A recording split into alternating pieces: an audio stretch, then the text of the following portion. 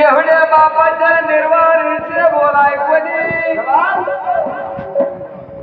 बाळ बोलू लागला आपल्या पित्याला